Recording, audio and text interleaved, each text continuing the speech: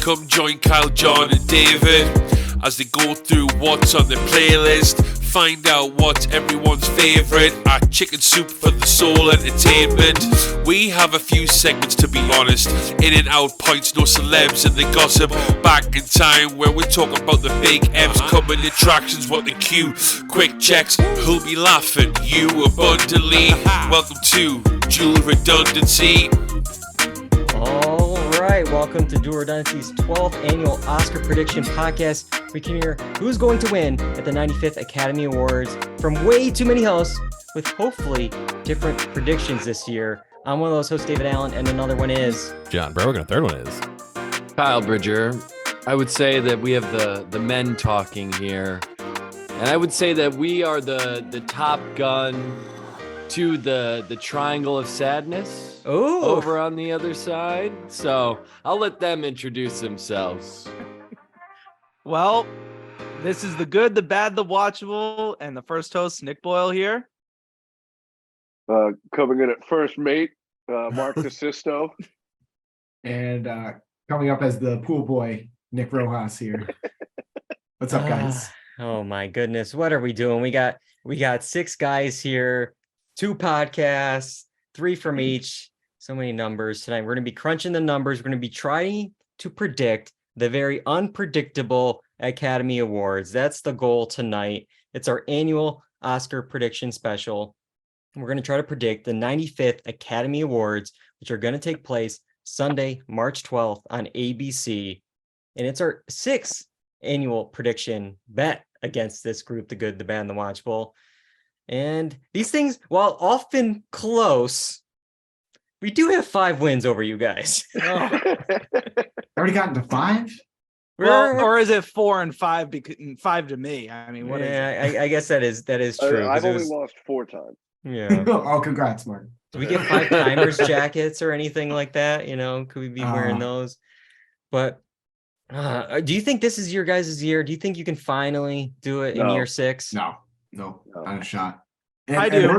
We're trying our best to win, and I just know we're going to come up short again. You guys are so inside my head when it comes to making these predictions. It's unbelievable. I had so much more confidence yesterday morning. I was all set, ready to go. And then the SAG Awards happened last night and threw everything out. So I don't know what's going to happen tonight. I really think it's going to be like unlike other years, and we'll actually have different predictions. It's a wild time. Yeah, like the SAG Awards were last night. The PGAs, the Producers Guild, were also this past weekend. And final voting hasn't even happened yet. Final voting starts on Thursday, so a lot could change. We could be already outdated by all this before the Oscar voting even starts. But the plan tonight is we are live on Twitch. John is directing a video show that you'll be able to watch on YouTube for playback. And tonight we're predicting the top 8 awards, and the rest of the awards we're predicting. You can find those in special social media posts. They'll also be on like the ballot we release on Twitter and on dualredundancy.com. But tonight's the top 8, and there's going to be 2 points for a will win and 1 point for a dark horse. So it could, throw some things there, make some odd numbers in there if your dark horse wins. But all right, the loser of this has to watch, at least what we've been doing, a Razzie film. You guys have seen some classics like Gotti, Hillbilly Elegy, Dear Evan Hansen. I think Boyle, I think you saw the Emoji Movie. Which wasn't bad. I will say, out of all the movies, that has not. If I had to rank them all, if I have to rank them all, Emoji Movie might have been the best. I mean, wow. I'm just saying, the best of the worst. Yeah. So we got to figure out this year. I mean, you guys have already seen the Razzie nom Morbius, and we've all seen Elvis, which is nominated for some other Razzies along the way. What do we go with here? I mean, there's Blonde, which leads with 8 nominations. It's also Oscar nominated.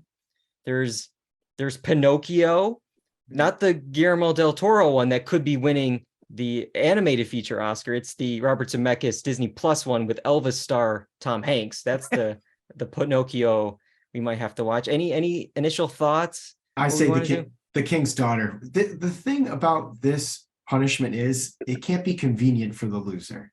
And I have no idea where The King's That is Daughter true. would be streaming. Like, come on, if I had to pop on Disney Plus, what's the harm in that? I can just roll over and do it. No, we got to.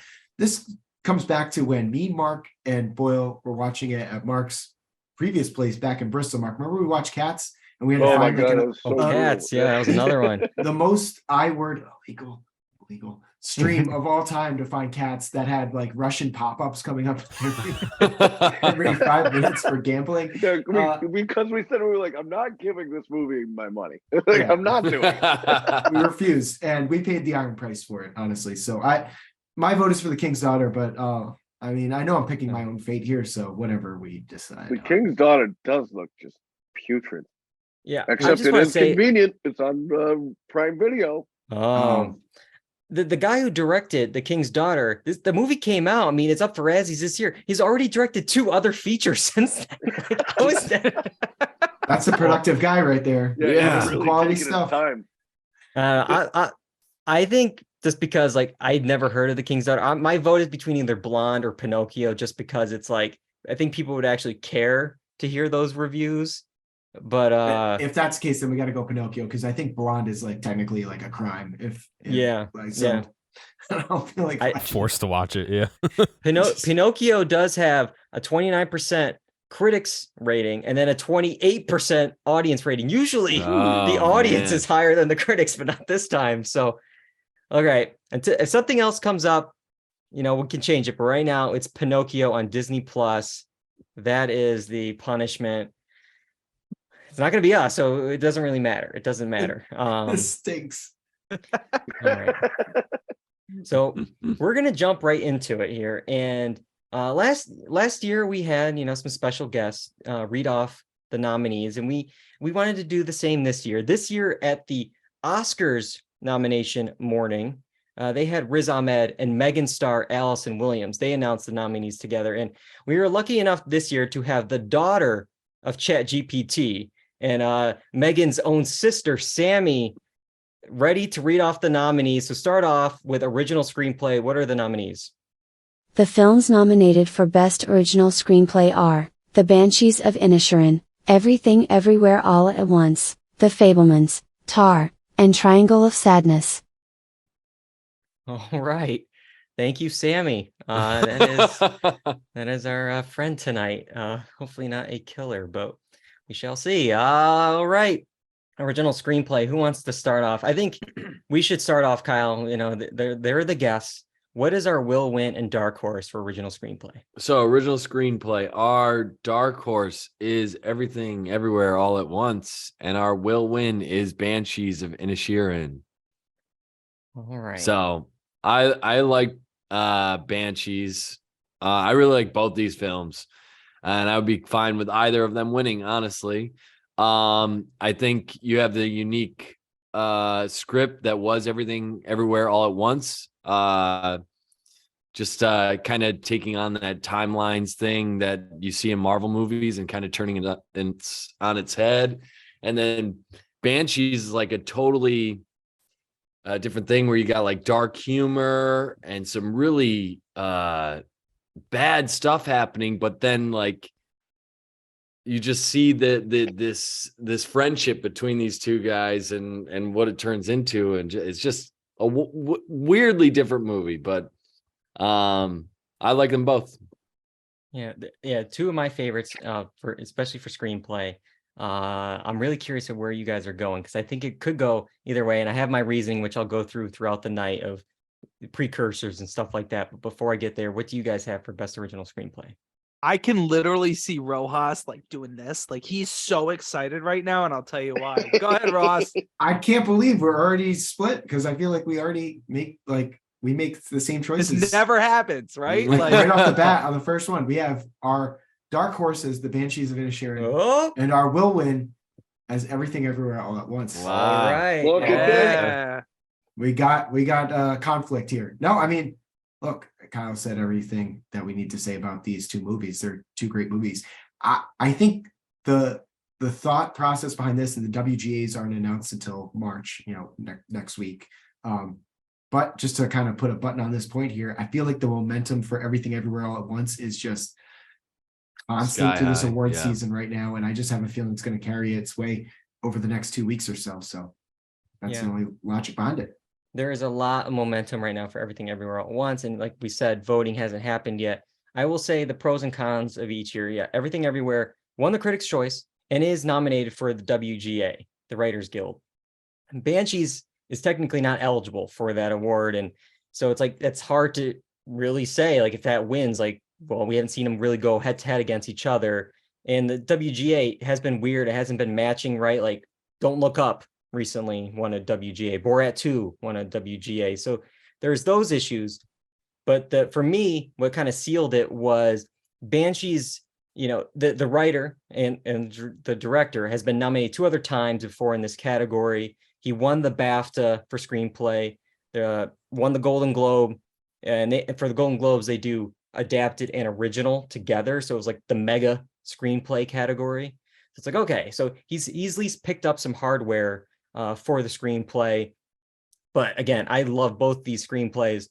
Both these films are original films. So I would be happy with either one winning, but for the sake of this bet, I'd be more happy if the Banshees of Inisherin won.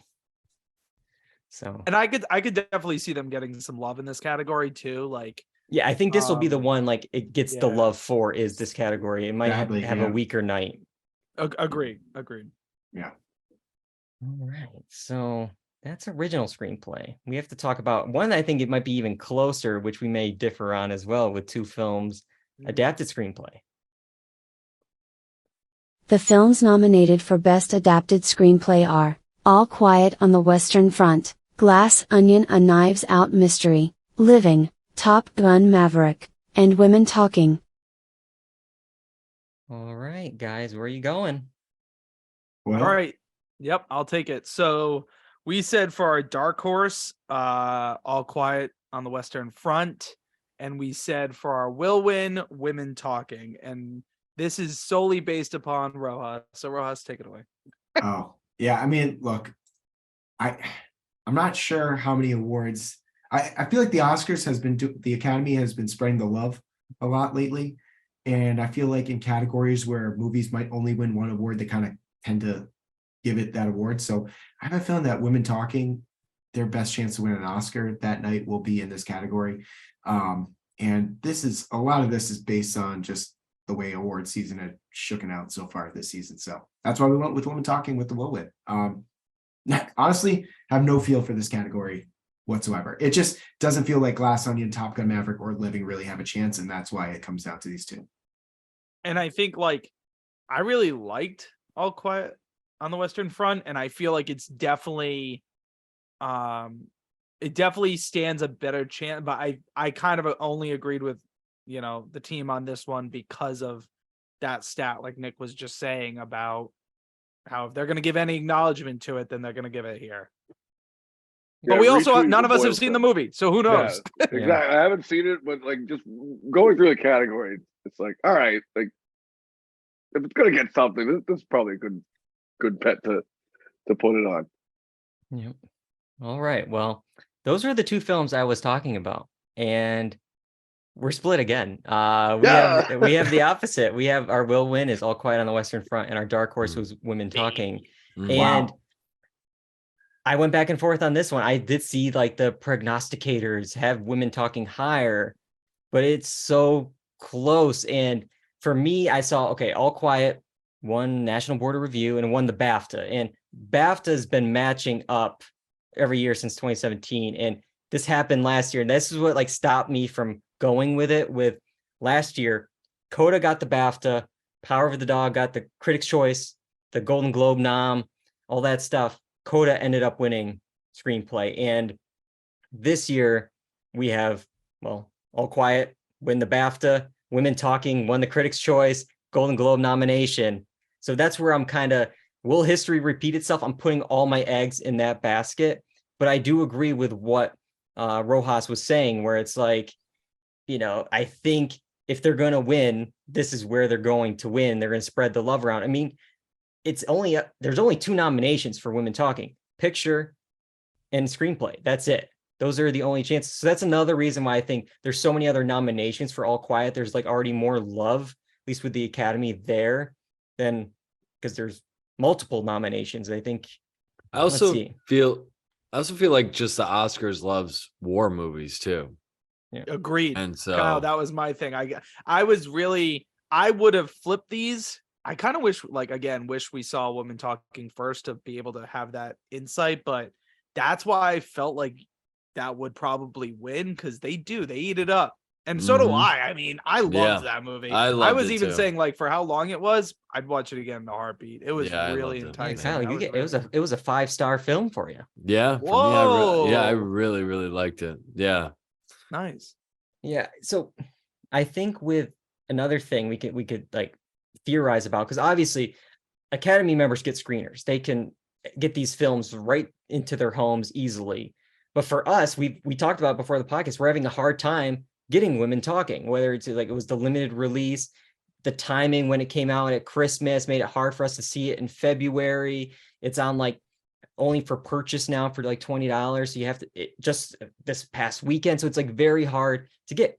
All Quiet on the Western Front, it's on Netflix. You can watch it right now. So I think like that also helps where like with just Buzz, where it's got a lot of BAFTA love, but like it's hard to see Women Talking. And I think that could help us at least a little bit. But again, we have it between those two. And I was going back and forth. So we're on the same page. It's going to be really interesting with these, +2, +1s that we're going to have here. All right. If that wasn't crazy enough for you, it's been a chaotic 24 hours. We had all our picks ready to go. And then the SAG Awards happened last night, the Screen Actors Guild, and made me rethink everything. And we're going to go now into acting. Let's start off with supporting actress. The nominees for Best Supporting Actress are Angela Bassett, Black Panther Wakanda Forever, Hong Chow, The Whale, Carrie Condon, The Banshees of Inisherin, Jamie Lee Curtis, Everything Everywhere All at Once, and Stephanie Hsu, Everything Everywhere All at Once. Yeah, so pretty much for me, there's always like two main precursors. There's BAFTA and there's SAG. And this year, none of them match. 0 for 4. They don't match at all. So you're going to be like, are you going all in on BAFTA? Are you going all in on, SAG? This category, I'm going with somebody who didn't get either. So like, it's all over the place. But yeah, this category, I will say it's tough because you got Carrie with a C, you got Jamie Lee, who's all of us, but really it's Angela Bassett did the thing. And that's our will win, Angela Bassett with a dark horse of Jamie Lee Curtis. You guys see what I did there? Yeah. I like that. All right. So it's not really funny if okay. I'll start with our dark horse. We as a group decided on Carrie Condon. She was phenomenal in Banshees. She did a great job, but no drum roll needed. I think we're all in agreement here. Angela Bassett did the thing, commanded the screen every minute, every second that she was on screen in Wakanda Forever. I mean, just wow. What a great performance. I'd be shocked to see an upset here. But yeah, Angela Bassett is our outright winner. Yeah, so we're on the same page with this. And I will say, but yesterday morning, our dark horse was Carrie Condon. So we kind of put the dark horse for Jamie Lee Curtis there, just after the SAG win, which I think was completely unexpected. Shocking. I did not see that coming at all. Carrie Condon won the BAFTA, so I thought, okay, maybe she just got the love because it's kind of a foreign British film that like they picked. Maybe that's the reason she won that one there. But when Jamie Lee Curtis won SAG, that was like, oh, this is now an interesting race. Yeah. I still think it's Angela Bassett, but it's hard to argue with like this SAG stat where they've only missed 8 out of 28 times. It's 71%. Like they're usually correct 71% of the time. So it's like, well, there's some love there. And then you saw they won 4 SAG awards last night. So it's like, oh, that's what pushed me to have her as my dark horse. but I still think Angela Bassett. Like, you might just want to worry about a vote split though with the Everything Everywhere All at Once women. So that might be the only concern with that. But yeah, because I could pull up SAG though. I think like SAG had the exact same issue. I believe. That's Rojas, wild. is that correct? So I think it was Stephanie and Jamie Lee were both nominated. I believe so. Yeah. And so like you would think that it would split the votes. And that's why it was shocking on a lot of counts because Angela Bassett has so much momentum. It seemed like this was one of those categories where it's like, oh, this is Angela Bassett's time. And usually you don't see the steal coming from someone who is also nominated alongside their co-star. Yeah. Because we'll get to a category later on that also has that problem too. But yeah, it was shocking. I guess my biggest shock for this is that like I just rewatched Everything Everywhere All at Once over the weekend, and I don't feel like Jamie Lee Curtis put on a performance to win an award. Like, not for nothing. Like, I mean, it just seemed like a normal character. Whereas Carrie Condon, even as a dark horse, like she did fantastic in that role. But I mean, obviously, we all know Angela just stole the show during, Wakanda. It honestly, that baffled me when Nick texted us last night. I was like, what? Like, I just watched the movie the night before, and I was like, honestly, like, it just seemed like such a, I don't know, mediocre, really just easy position. Like, she showed up to all work, right. Enough with the Jamie Lee. She's eating too much Activia to take that. But she's all of us. She's all I'm of us. not talking about in all her performances, Nick. I'm talking about in that movie specifically. Get out. But yeah, Angela Bassett, she won the Golden Globe. She won the Critics' Choice. She's been the front runner for a while here. And Critics' Choice has been matching up. Last 15 years, they've only missed it once. So that's a pretty good stat there for her. So it'll be really interesting to see where, I guess, the award goes. But I'm still thinking it's Angela's to lose at this point. So it would be the first Marvel win, right? Right, Boyle? I think because, I mean, there's been Jokers have won Oscars before, but this would be Marvel's first like acting win, right? Yeah. And honestly, pretty shocking, like coming from all the movies that we have seen and have come through. They practically moved that award for Chadwick Boseman to win, and then he didn't win that award. That was for Rainey's Black Bottom, but yes, it was. That would have been like the honorary. I know. I was just like, wow, what a moment that was. Yeah, we were talking about that actually. Like that, I'll never forget that. Brought up. Yeah. Not only that too, but also because Anthony Hopkins wasn't there. So to end on this, like, he can't be with us tonight, but I'll accept this award on his behalf. Good night. Yeah. And we were like, what just happened? What a mistake. Yeah. No, but I think you're right. It would be the first time Marvel won something. So. All right. Well. All right, let's now move to supporting actor and the nominees. The nominees for Best Supporting Actor are Brendan Gleeson, The Banshees of Inisherin, Brian Tyree Henry, Causeway, Judd Hirsch, The Fabelmans, Barry Keoghan, The Banshees of Inisherin, and Ke Huy Quan, Everything Everywhere All at Once.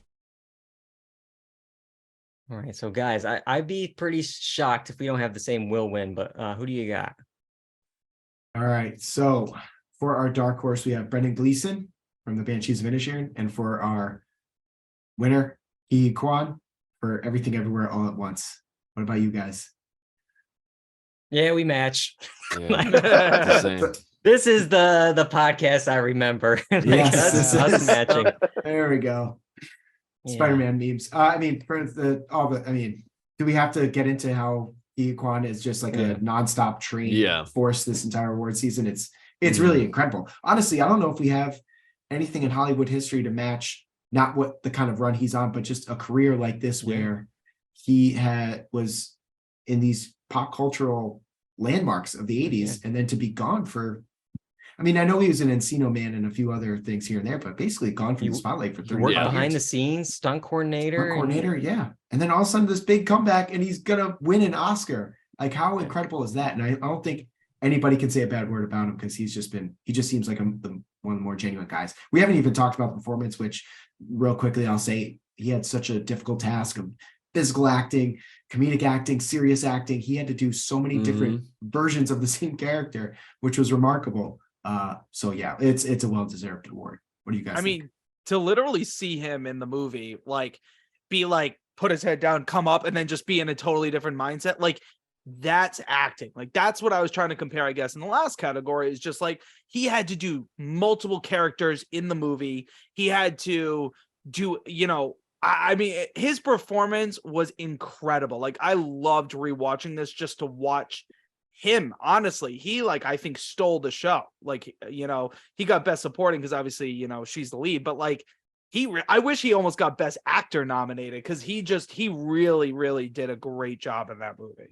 So yeah, it's always interesting how they decide when somebody's like lead and supporting, like, it's like, even like in Once Upon a Time in Hollywood, it's like Brad Pitt supporting, or even like the Judas and the Black Messiah. It was like, yeah, one is lead, one's supporting. It's like, your names are both technically in the title. Like, no, like, totally that's not how this works. Great comparison, Dave. Great. But yeah, this is the lock of the night. I mean, I don't want to like, say, oh, place a bet, but yeah, put some money on like this one, and if you get anything, send it to us. But he's literally won everything: Critics' Choice, Golden Globe, SAG, and as you mentioned, it's the comeback story that from Temple of Doom and the Goonies to this. Like, he had that amazing moment at the Golden Globes where he could like literally thank and look over to Steven Spielberg, who was up for like The Fabelmans, and be like, "Thank you, you started this when I was whatever 10 years old." Like, this is insane, the comeback story. And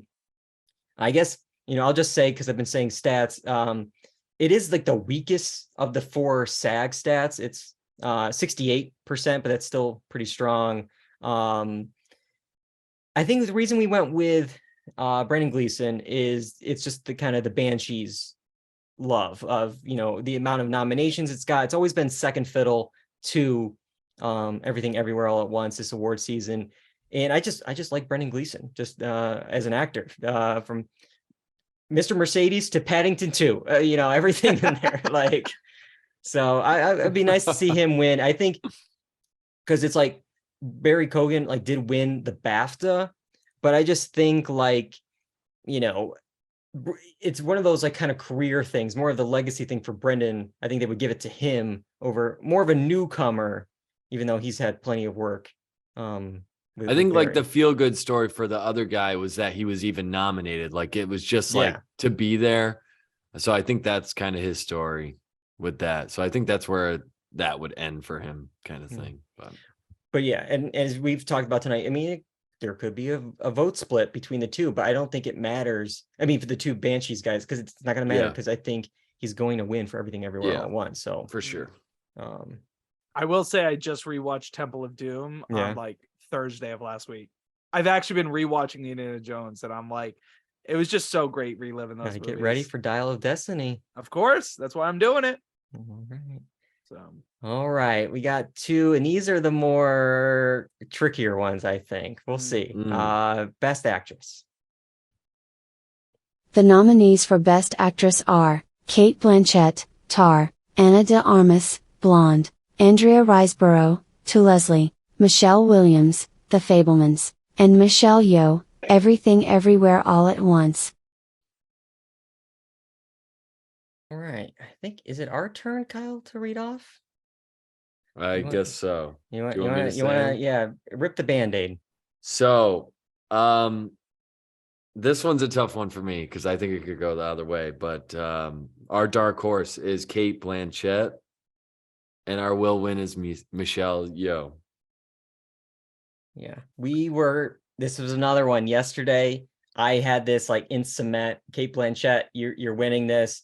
You won everything up to, like this point, BAFTA, Golden Globe for drama actress, Critics' Choice. I was like, this is it. It's yours. And then SAG. And then Screen Actors Guild last night. That win, that already like viral speech and all those moments. And SAG matches all but 8 times in 28 years, 71%. Does pretty well. So she also won a Golden Globe, National Board of Review.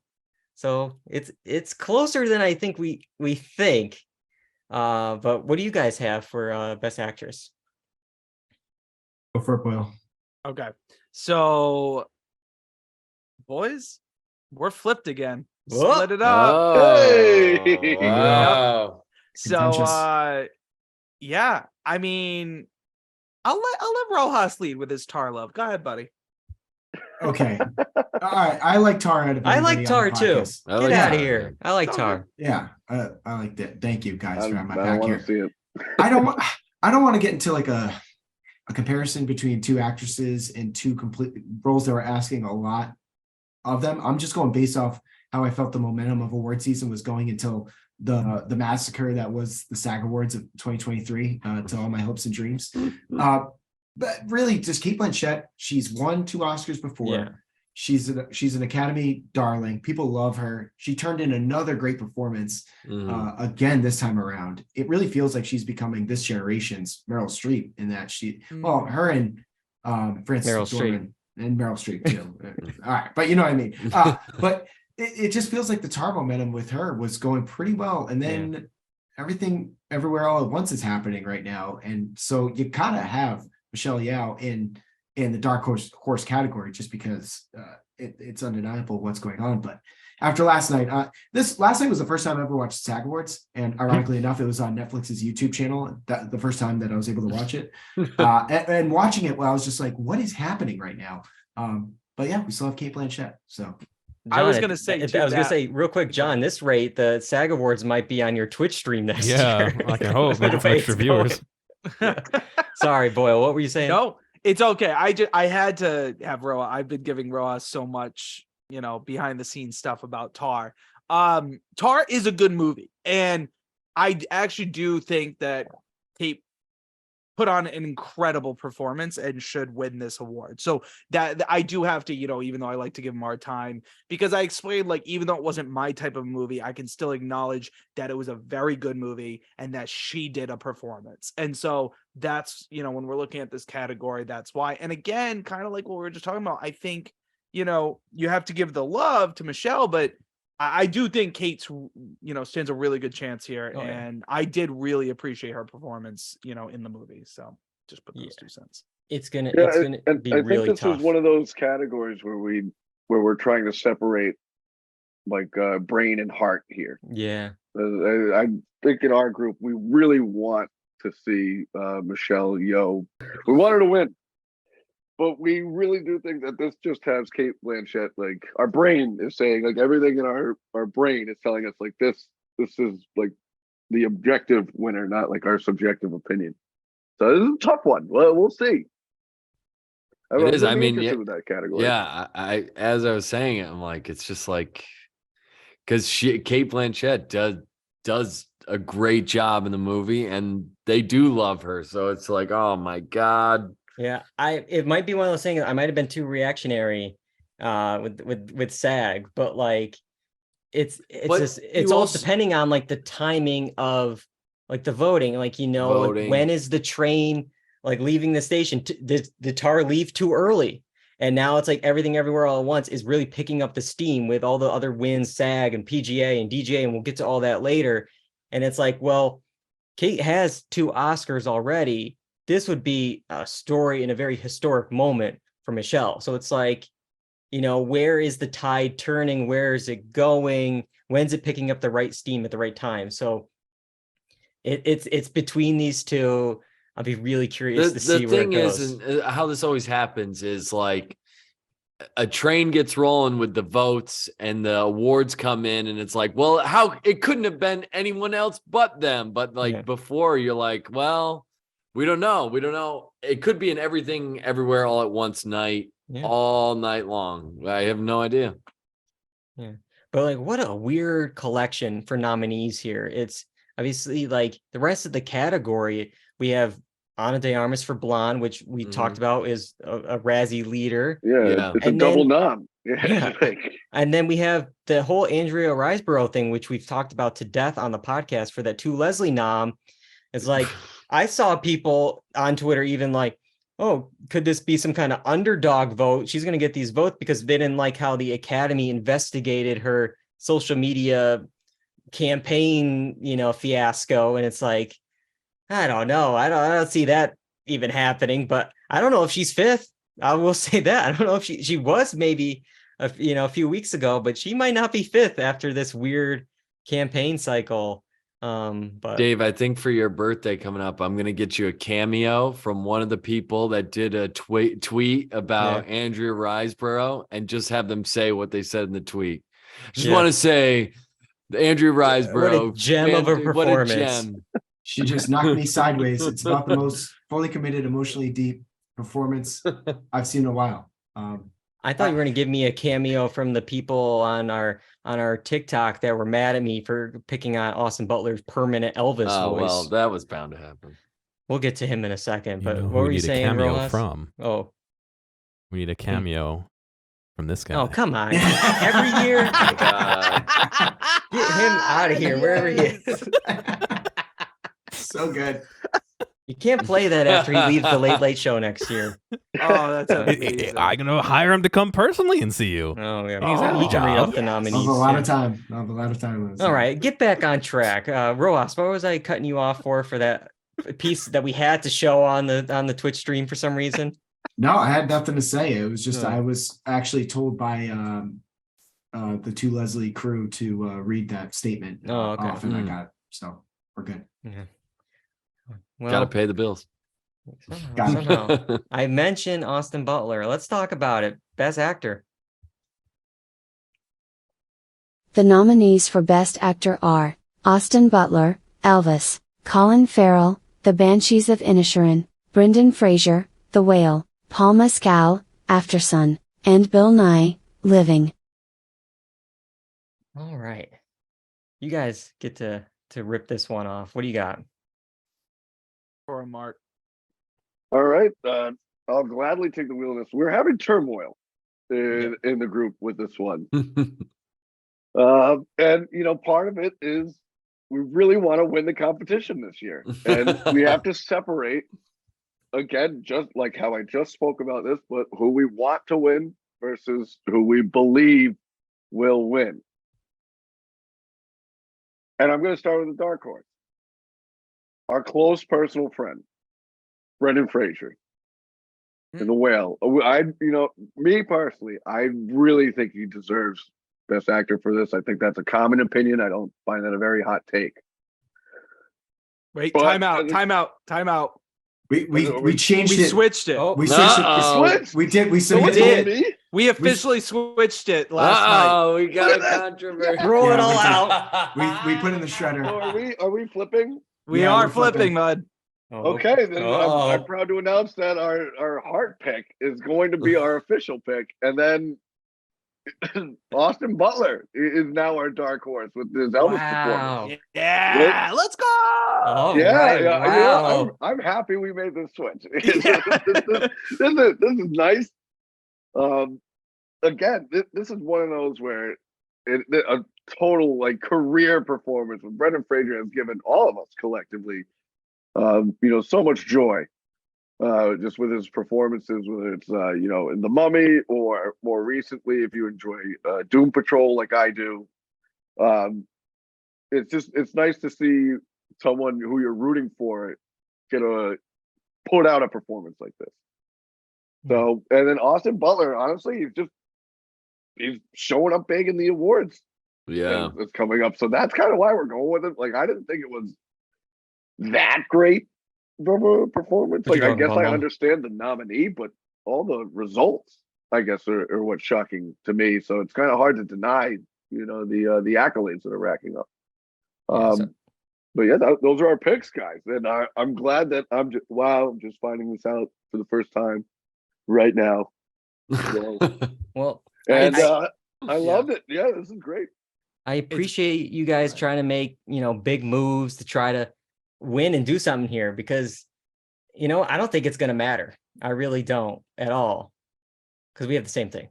So here's what happened though. This was a roller coaster the last 2 minutes here because yesterday this was flipped for us as well. Yeah. And so when I saw, Marc saying, oh, the dark horse Brendan Fraser, I'm like, oh God, this will be the one. I shouldn't have changed it. Damn it. I went all in. And then I was like, oh, thank God. Thank God. At least this one will be an X, Yeah. In their defense, I had a pretty busy day, so I wasn't really in communication it's all good. It's with all them. good. So I must have missed the memo. Dude, like, so for us, this was the one, Dave, I was telling you about pre-show when I first hopped on, about the feud we were having in the group. And Marc kind of prefaced that already, in that they both were like, we got to go. Well, Marc was the deciding factor, because Ross was like, data showing this, Austin Butler's going to take this. And I got that. I said, though, I cannot vote against Brendan. Like, I have had a deep love for this man since George You of made the a Jungle. blood pact. Yep. He Yes. did the eye watering emoji. He's like, but Brendan. Dude, I was like, I literally stated in our group chat, I said, I would rather lose to you guys and put him as the will win than to put him as the dark horse and then he wins the award. I would be crushed for my entire life. I would never live this down. So I was like, I would rather lose with him in the will win. But again, I wasn't going to win this battle because Marc was a deciding factor last night. Like, nope, Brendan Fraser, definitely let's put him at the back. And because Austin Butler's got the steam, let's put him forward.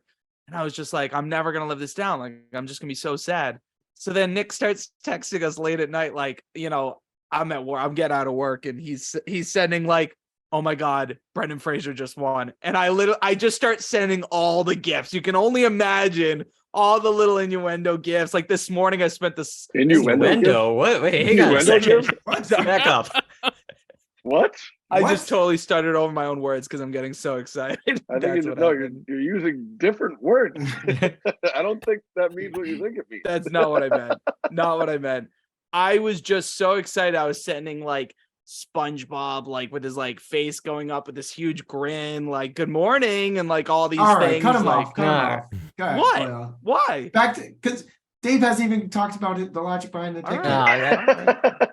Well, I'm trying to figure out the logic here, because like this was back and forth, and Butler has been picking up a lot of hardware. I mean, BAFTA, Golden Globe for drama, like he's been everywhere promoting and for your consideration everywhere. Brendan Fraser, he got the Critics' Choice. And then it was SAG. SAG was like, all right, now we really got to pay attention here. This is the strongest stat of the 4 acting noms. 22 out of 28 times they matched. That's 79% success rate. They did have some mismatches in the last 6 years. Obviously, we talked about it, Chadwick Boseman, Anthony Hopkins more recently. But again, what a story, what a comeback story. And Hollywood loves these stories. But the one thing I kept like trying to get out of my head was some kind of like, this is like scenario I play out in my head. This is what I do all day, where Brendan Fraser, Colin Farrell, both great performances, kind of like somehow cancel each other out because there's love for both of them. And then you have this dark horse third candidate come in, Austin Butler, and win the thing. Like, this reminds me so much of 2018 when Rami Malek won over Christian Bale for Vice and Bradley Cooper for A Star Is Born, and Rami wins for Bohemian Rhapsody. I was like, really? Really? And that's like what, I mean, I will say Austin Butler, I enjoyed his performance more than Rami's in Bohemian Rhapsody of what he did in Elvis. But I just like saw the similar parallels, between that awards race with this one. And I was getting worried, but yeah. I'm with Marc. I mean, I thought he did well in Elvis, but all the love he's getting, it's so surprising to me. It just feels like it's coming out of nowhere. And I'm like, because the movie itself was very mediocre. Like, it was just okay. So I'm like, where's this love coming from? But he has a huge fan base for sure. I don't know. See, watch out on TikTok. I think if we post this video. I think people who actually like have memory of Elvis, I think are appreciating his role and performance. Sure. Or the people who just remember like the karaoke version of Elvis, because it just feels like another guy being like, there's karaoke Elvis again. Yeah. So I don't want to speak for that generation, but I don't know. Kyle, like in the fall when it was coming out that like he was up for a bunch of awards and I hadn't seen the movie yet, I was like, really? Like, Austin Butler? Like, Zoe 101 Austin Butler is getting all this love? Like, it's shocking. It's genuinely shocking. Yeah. So, I enjoyed the movie, though, for the record. So did I. I actually really liked the movie. Drafted it last year. And I was actually don't wave me off. But I literally like said, Nick asked me, "Hey, do I need to prep going into this movie? Like, what do you think? Like, what's the vibe?" And I was like, "I don't know. Like, I really enjoyed it. Like, I had a good time. I like it wasn't, they threw in a couple songs you kind of weren't expecting or never heard. Like, there was just, I thought it was good. Costumes were great. I mean, a lot there, and I do think this hits a certain generation of people, like Nick was saying, that I think is, why it's getting so much, love right now. So I was asking if I those could have a real life portrayals, obviously Freddie Mercury now with Elvis, that's Oscars love that. I was just asking if I had to be sober or if I could have a cocktail during the movie. That was the prep I was talking about. I was trying to, I didn't know if you wanted me to say that. He's like, you got to dress up like Elvis. You got to have the glasses on. Sandwich Here's the question, like, is he going to have the voice when he accepts the award? Like, I know we've joked about it. It's in his DNA. He dropped the voice. But Did it was anybody like, listen to Marc Maron's podcast today? I didn't listen to it yet, but because I remember Golden Globes, it was in his DNA. It was irremovable. It's permanent. It's over. But then now, I guess like 3 weeks later, it's gone. He's trying to shake it a little bit. Oh, you okay. can listen to the episode. He's kind of going in and out of it still. He's putting on a different accent, which is his old accent. Yeah. Which is like, he's from Anaheim, but he still kind of sounds Southern. Because we joked about it, like he's going to be in Dune Part 2. Like he's filming that now. What are you doing in Dune Part 2? Like Elvis and Dune. Be awesome. That'd be great. But Oh man. all right. Enough of that. We have 2 more tonight, and we're going to go with director first. The nominees for Best Director are Martin McDonagh, The Banshees of Inisherin, Daniel Kwan and Daniel Scheinert, Everything Everywhere All at Once, Steven Spielberg, The Fabelmans, Todd Field, Tar, and Ruben Östlund, Triangle of Sadness. All right. I'd be surprised if we don't have the same will win. I think we'll match with Dark Horse too. But Kyle, what do we have for Best Director? So Best Director, we have our Dark Horse is Steven Spielberg. And our will win is the Daniel brothers. Well, yeah. I don't know if they're brothers, but yes. I know. I'm just Yeah. saying Daniel brothers, just to give it some oomph there. Okay. But the Daniels. That still picture, that is amazing. I know. It's the same. It's the same for us. We'll just cut to the chase to save some Yeah, time. we'll cut to the chase. Same for us. Yeah. I'm going to be surprised if it's not them. I mean, we've seen a lot of splits recently, with one getting picture, one getting director, but this year that train of Everything Everywhere All at Once is just chugging along, and it's just picking up steam right at the right time. And the biggest thing is the Daniels recently won the Directors Guild, and that's a really big one. Those match about 90% of the time.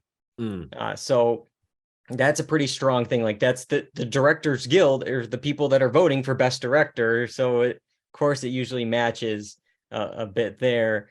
They won Critics' Choice. The only thing I could find with Steven Spielberg, actually, I thought he would have won more, but like not much. There was the National Board of Review. I think was maybe Golden Globe. I can't remember if he won there, but like not too much going for this. I mean, obviously it's a very important film for him, and it's kind of like a career retrospective award. It's about Hollywood. It's about his life. So that's why he's our dark horse there. But it really is the Daniels. I know, Boyle, someone who most recently rewatched Everything Everywhere All at Once. What'd you like the most about the directing in that movie, or the innuendo? I missed that. Nothing. I was just asking about the director. Yeah. I don't know, all of it. Like everything everywhere, riveting, Boyle. And all at once. I mean, I don't know. It's I don't know what else to say. I mean, the only reason I guess I would speak more Dark Horse, like only because the Spielberg part's interesting. Like, I feel like we kind of watched his, a little snippet of his life, or what they say, a different portrayal of his life in a way. And that was an interesting, like a classic movie lover's view. But I mean, Everything Everywhere All at Once is just stunning. You just watch it and you're just Yeah. like, it is a lot to take in though. And Yeah. and watching it a second time, I thought about that, you know, and had conversation with my girlfriend about that. It was just like, I mean, she was like, if we didn't have the moment to pause, she felt like it was a lot to take in. And I was like, that's a good point though, because there's just little parts about the explaining that if you're not fully paying attention, like you might have looked away, you grabbed your pot, whatever it is, you might have lost some because, you know, they kind of explain it really quick. You know, you can kind of get the gist of it as it goes on. But I think no, I'll disagree with that. Where I think everywhere, everything all at once was so good. Like it's with the multiverse theme being thrown in our face in like TV shows, movies a lot. This one I thought they just crushed it. Like this was a great execution of the idea, but I think you didn't have to pay like that much attention. Like I think you could miss some stuff and still get the overall message. Whereas like the Fablemans, I really think it's something that constitutes like a second or a third watch because so many little details that you may have not picked up on because it's like a lot of visual acting or like how they painted a picture for a scene. So like that's where I'll disagree with you on that, Boyle. I mean, obviously like the direction from both these movies would love to if either one won. Both very deserving. The direction was just A+. I have zero complaints. I think what's funny is that, well, to kind of piggyback on yourself, I think what's interesting is how the multiverse is so well executed. I like that you brought that up. Like it, even just the scenes of her going back and everything around her is changing, or you know, all the different universes she goes, like everything's just so well done. And it's like Marvel's trying to do this in a million movies. They can't nail it. You know, why are all these other things like they just nailed it in this movie? Yeah, that's my point. Where it's such a fraction of the budget too. It's like I haven't watched it yet, but Quantumanium looks like we saw the Twitter jokes that it was Spy Kids 3D, like the backgrounds. Like it just looks like, what is this thing we're in? There's no perspective. Awesome. There's no anything with it, but like everything everywhere all at once. Like it just felt like a real world and everything was thought out. And it's just, I don't know. But and also sorry, I was just going to say that I think what Nick was saying with like the acting, the demands that it put on the actors, it's the same as the directors, and they knocked it out of the park. Like it was demanding in that it had to have heart, and then these fight scenes, and then these crazy, you know, costumes that they're coming up with. All this requires like to have that in order to be able to tell this crazy timeline story. And I think they nailed it perfectly. Yeah. So we're going to be talking a lot more about this film, I believe, in the final category of the night. Let's just talk about it. Best Picture. The nominees are. The nominees for Best Picture are All Quiet on the Western Front, Avatar: The Way of Water, The Banshees of Inisherin, Elvis, Everything Everywhere All at Once, The Fablemans, Tar, Top Gun: Maverick, Triangle of Sadness, and Women Talking. I just was listening to it. Did it sound like with like Sammy, like she was saying like Elvis? Like it was like there was like a question in there, like the way she said it. Like really? This one is in here? Okay. All right. I got a lot of stats I will run through and bore you guys with in a minute. But I know where our will wins are. I'm curious what our dark horses are going to be. I think, guys, tell us where are you going for Best Picture? So Best Picture will win Everything Everywhere All at Once. But for the dark horse, The Banshees of Inisherin is what we decided to go with. And I don't know if you boys want to talk about it a little bit. I feel like I just kind of went off on a rant for a while. So it was solely based off the sweaters that were in the movie. Those were nice sweaters. It's such a nice, easy movie, and just I don't know. I love them. I love their friends. Yeah, you know what? Easy movie is what I think of when I think of that movie. Yeah. You know, just easy friends, and just don't call. You know, right? Like leave me alone and stuff. Yeah. We will go in depth on these two films because those are also our will win and dark horse. Nice. Great. I got a lot of stuff as to why it's Everything Everywhere All at Once is to lose, but I will say, just off the bat, one of my favorite stats I always say every year is, even though it was broken last year with Coda, usually 95% of the Best Picture winners have a director's nom, 95% have a screenplay nom, 83% have a film editing nom. Last year, it was only Power of the Dog that had it, so it didn't work out for that. But this year, 5 worthy contenders have it for Best Picture. I mean, and 3 of those are 3 I'm going to talk about tonight, including Everything Everywhere All at Once and Banshees. And Everything Everywhere All at Once, I saw it has like the most wins of any film according to Rotten Tomatoes, this year. And they had the most for the Critics' Choice, including Best Picture. But the big thing, which we've been talking about all night, is SAG, is the Screen Actors Guild. The acting branch is the largest branch at the Academy. So like already right there, if the actors love this film, that's going to help it. And it was the first film to ever win 4 awards in one night. It was the first to win 3 individual wins. So the Screen Actors really love this film. I will say in the defense, as a con, SAG doesn't necessarily mean a win, because 13 out of 27 times, that's it. That's what they're right. So it's like we're like half, 50%, like, so they're not always correct. But it won SAG, DGA, nice feather in its cap there. But Producers Guild, that's the big one. That's the huge one, because they share the preferential ballot with the Oscars. And in 27 years, only one film has ever won all three of those guilds and then lost Best Picture. And that was 27 years ago with Apollo 13. So that's pretty big. I think sweeping those 3 guilds, having the producers, directors, and the actors on your side, that's already very helpful. I got more to say, but any comments on that, Rojas? I mean, yeah, these are some of my favorite parts of us doing this show. Dave, is all the research you put in and all the stats out there. Because, before I really looked into this stuff, when it was like Oscars night, you're kind of like, oh, I kind of like this one.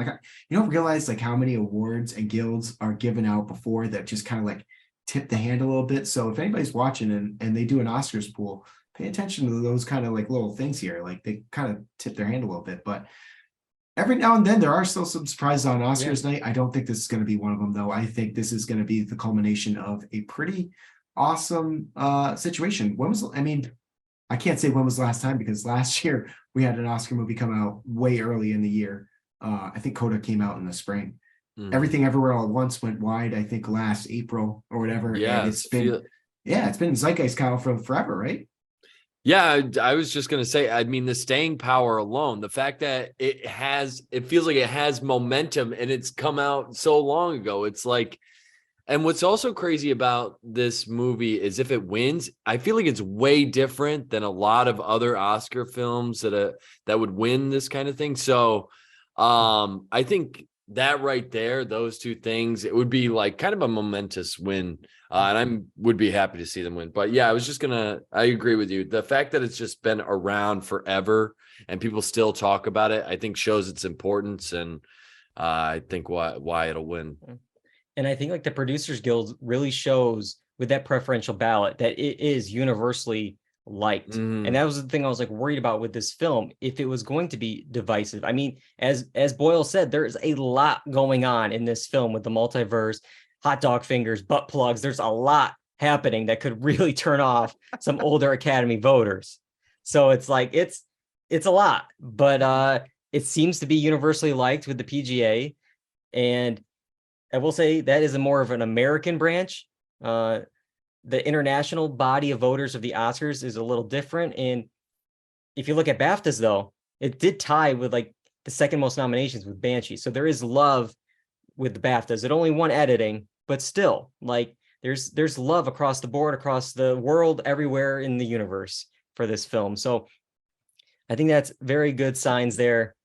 One other con I will say, it makes it seem like Marc, he left when I started this rant. There was other discussions going on, because now he came back and it's like I'm still talking. But no, there was other stuff going on in between there, Marc. The whole time. But I will say my last thing for Everything Everywhere at Once, it does have the most Oscar nominations this year with 11.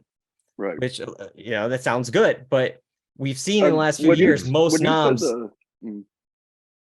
I was gonna say when you said the Apollo 13 stat, I was kind of blown away from that. Like, whoa, like there's only one movie, like, kind of gets hit with that unfortunate stat too. And this one, honestly, is I guess just the wide range of appeal, like, to the audience. I think just the overarching story.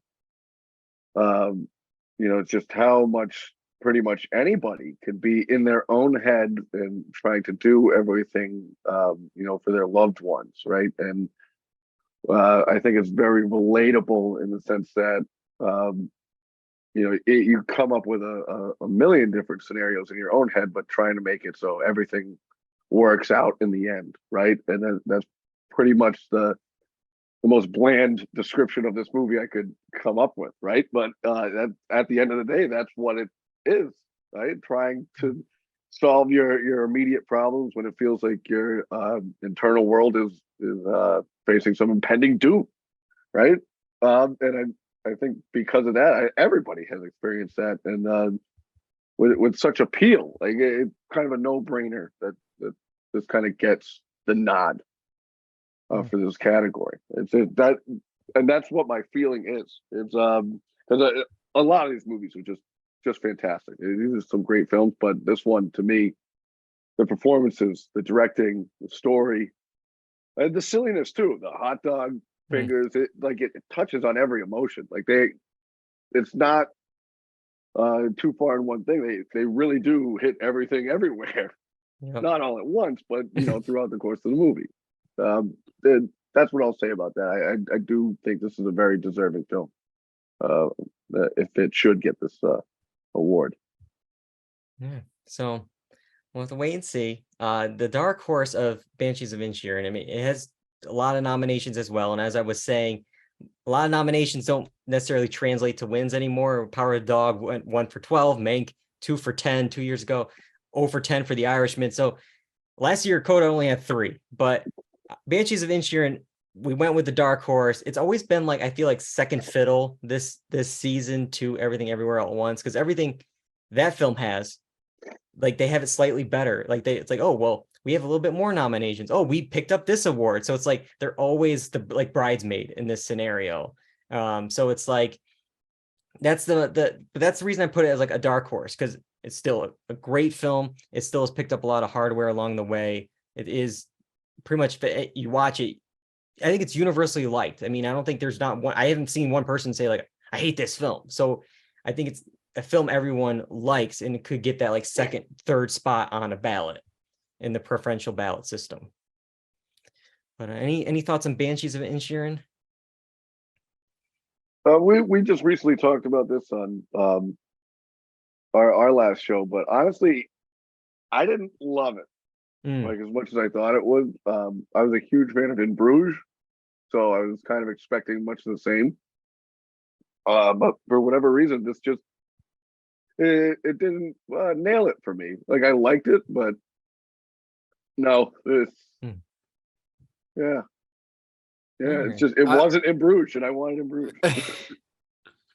I like this because it felt like it was. I felt like I was looking on like an old, like, Irish story of like a small town, because I grew up in a small town, and you just have weird stuff happen. It's like, well, why is it like that? It's like, well, it's always been that way. And so I just feel like I was seeing the start of like, oh, why do John and this guy hate each other? And it's like, well, I don't know, you just said I hate you one day. And so it's like one of those. So I just like related to the small town. The locations were crazy, and I thought Colin Farrell and Brendan Gleeson, the performances were enough to kind of grab me. So that's I really liked it. Yeah, I will say I got a wild card that I almost made like a dark horse, and I think it is definitely wild. I'm gonna take it to the danger zone. I was thinking Top Gun Maverick. It could be like this surprise third, fourth, like, because again, it's the preferential ballot. Like, is there anyone that hates this film? I don't think so. And he was being told he saved cinema. Yeah, literally, Steven Spielberg said, "You save cinema's ass." Cinema. Like, the least we could do is give him some hardware, right? Like the biggest movie of 2022. I mean, because Avatar really made its money in 2023.